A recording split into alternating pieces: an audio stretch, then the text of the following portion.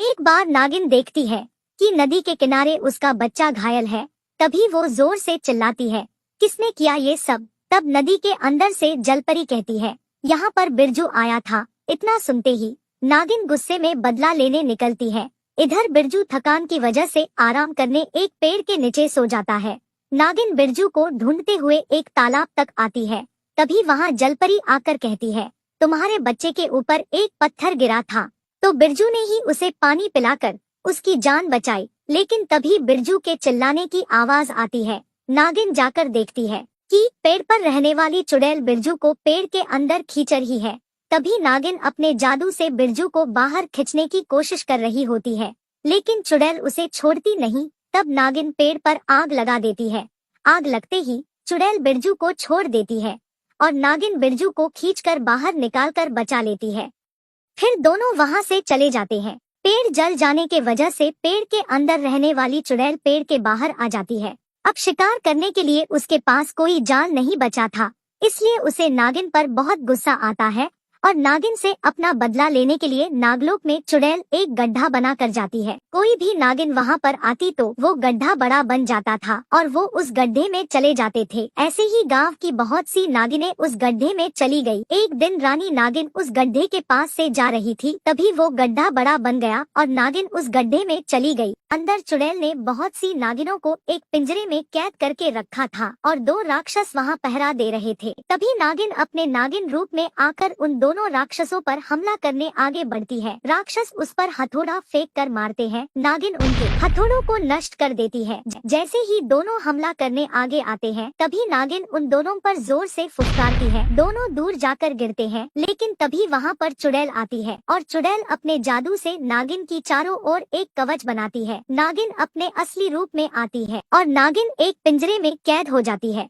इधर शेषा अपनी माँ को ढूंढते ढूंढते उस गड्ढे में गिरने ही वाली होती है कि नागराज उसे बचा लेते हैं। नागराज शेषा से पूछते हैं कि तुम यहाँ क्या कर रही हो?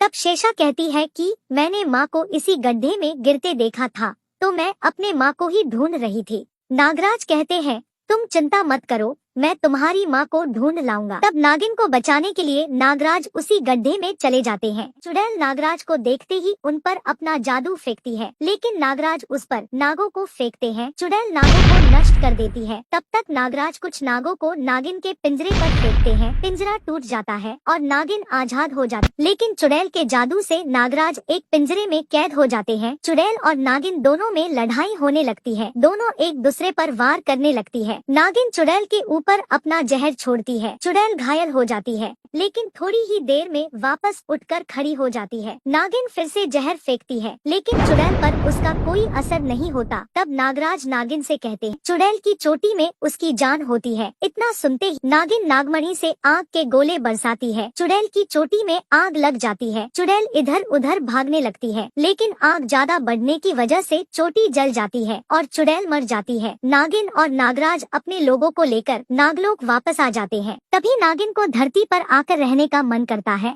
वो धरती पर आकर अपना रूप बदलकर रहने लगती है। एक दिन वो एक साइट पर काम कर रही होती है। तभी वहाँ के जमींदार के लड़के आकर उसे कहते हैं, तुम जल्दी से बेसमेंट में चली जाना, तुम्हारे लिए वहाँ कुछ काम है। जैसे ही नागिन वहाँ जाती है, नीचे एक पिंजरे में एक लड़की कैद होती है। वो लड़की जोर से कहती है, बहन तुम जल्दी से यहाँ से भाग जाओ, ये लोग तुम्हारे साथ कुछ भी कर सकते हैं। अचानक एक आदमी वहाँ पर आता है। वो पीछे से नागिन को साधारण औरत समझकर एक बेहोशी का इंजेक्शन दे देता है, लेकिन उस इंजेक्शन से नागिन को गुदगुदी होती है और वो हंसने लगती है और हंसते हंसते वो अपने असली रूप में आ जाती है। असली रूप में आकर वो सभी पर अपना जादुई काला धुआं छोड़ती है, जिससे वो आदमी अंधा हो जाता है। फिर नागिन उस लड़की को बाहर निकालती है और उसे अपने माँ बाप के पास छोड़कर चली जाती है। अपनी बेटी घर लौट आई। इस खुशी में बिरजू अपनी पत्नी के साथ महाकाल के दर्शन करने चला जाता है। आगे जाने पर दिखता है कि आगे रास्ता नहीं, एक बड़ी सी खाई है। दोनों भगवान से प्रार्थना करते हैं। तभी आगे से एक बड़ा सांप रेंगते रेंगते आता है। दोनों उसे बताते हैं कि पीछे एक चुड़ैल आ रही है और आगे हमें शिवजी के दर्शन करने जाना है। तभी वो सांप उनकी मदद करने के लिए राजी होकर पुल की तरह झुक जाता है। दोनों पति पत्नी उसके ऊपर चढ़ जाते हैं और धीरे धीरे चलते चलते उस सांप के ऊपर से लावा की नदी को पार करते हैं। थोड़ी ही देर में वहाँ चुड़ैल आती है और सांप से आगे जाने के लिए रास्ता देने को कहती है। सांप मना करता है। तब चुड़ैल गुस्से में आकर उस पर बम फेंकती है। चुड़ैल के बम से सांप को धक्का लगता है, लेकिन चुड़ैल को ये पता नहीं था कि वो एक इच्छाधारी नाग है। वो आग उगलने लगता है। उसकी आग चुड़ैल के ऊपर गिरती है और चुड़ैल आग में जलने लगती है। थोड़ी ही देर में वो जलकर मर जाती है।